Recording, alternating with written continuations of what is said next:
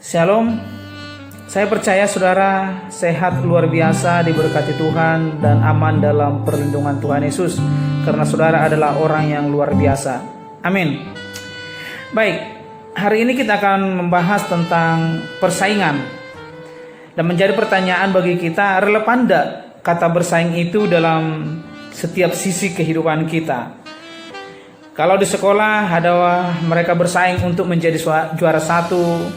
Terus kalau di perusahaan mereka bersaing untuk menawarkan barang-barang produknya supaya mereka bisa dilirik oleh pasar.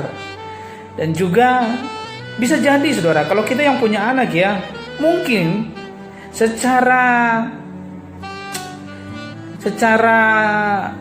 nyata yang kita lihat ini, anak kita mereka bersaing loh untuk mendapatkan perhatian dari kita, walaupun mereka nggak ungkapkan.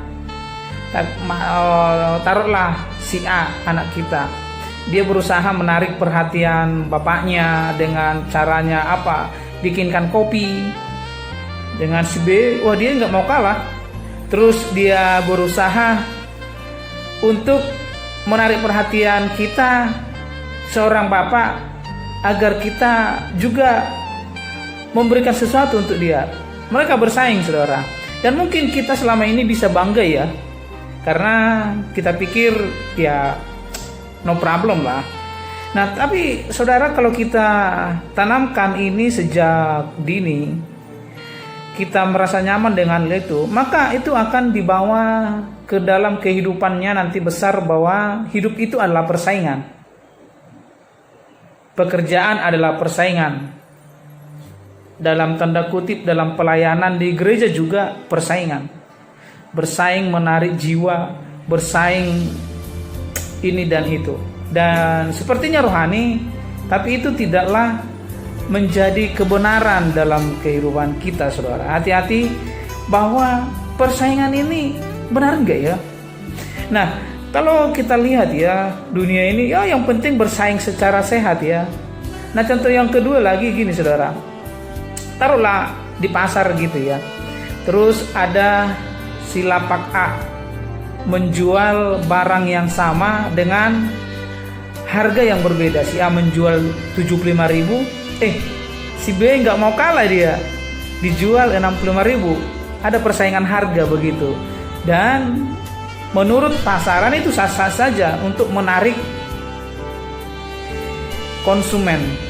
Nah, kalau tidak dilihat ini secara jeli saudara, maka yang harga yang lebih murah itu akan lebih cepat laku dengan harga yang lebih mahal. Kalau ini teruskan, dibiarkan terus secara menerus, maka pasar itu tidak akan sehat. Makanya ada pemerintah turun tangan untuk menstabilkan harga namanya. Jadi persaingan itu tidak selamanya benar loh saudara. Persaingan itu tidak selamanya sehat. Nah, demikian juga bagaimana kita menyikapi itu di dalam kehidupan kita. Bersaing, apakah masih relevan? Atau bersaing, atau ada kata yang lain? Nah, saya mau berikan buat saudara.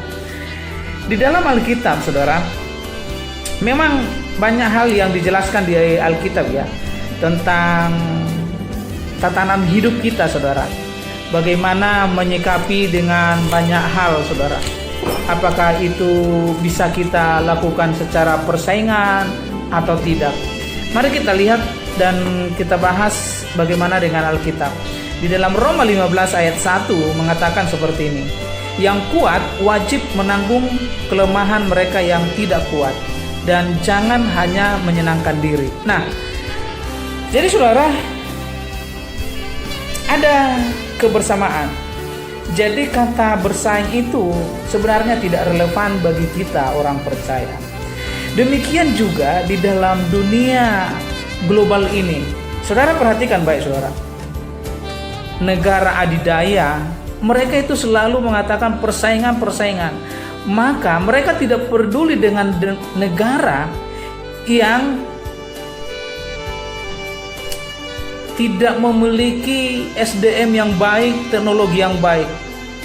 Bahkan negara yang mungkin yang bisa dianggap menjadi negara yang bisa diperlakukan dengan seenaknya, maka negara adidaya itu akan mengeruk semua kekayaan negara kita.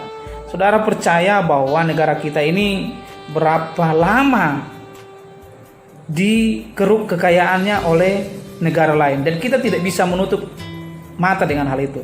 Nah, dengan adanya kata persaingan, saudara, itu selalu tidak sehat dimanapun itu berada. Nah, demikian kita, saudara, di dalam rumah tangga tidak ada namanya persaingan. Di dalam pelayanan tidak ada namanya persaingan, walaupun itu namanya hanya kalau dikatakan persaingan secara sehat itu adalah klise ya. Itu namanya itu manis di mulut. Yang namanya persaingan itu, saudara, selalu menimbulkan efek yang kurang bagus, saudara. Jadi apa yang benar? Yang benar adalah dalam Alkitab harus ada kebersamaan. Makanya kata bersaing itu harus kita hilangkan menjadi bersama. Beda, saudara, perhatikan baik. Bersaing untuk menjadi terbaik, maknanya itu sangat jauh berbeda dengan bersama-sama untuk menjadi yang terbaik. Saudara coba pikir, kalau kita selama ini bersaing untuk yang terbaik, kita hanya menimbulkan egosentris kita. Tapi kalau kita robah mindset kita dari persaingan diri menjadi bersama yang terbaik. Nah, saudara yang dikasihi oleh Tuhan, stop untuk bersaing untuk menjadi yang terbaik. Tetapi saya mau tegaskan bagi kita, bersamalah untuk menjadi yang terbaik. Yesus mengatakan bahwa kita ini adalah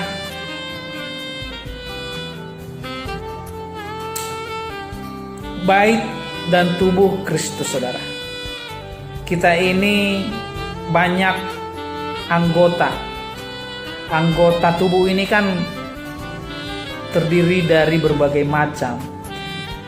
Kalau kita masih mengakui kita ini tubuh Kristus, maka dari sekian anggota-anggota itu tidak ada namanya jalan-jalan sendiri, saudara.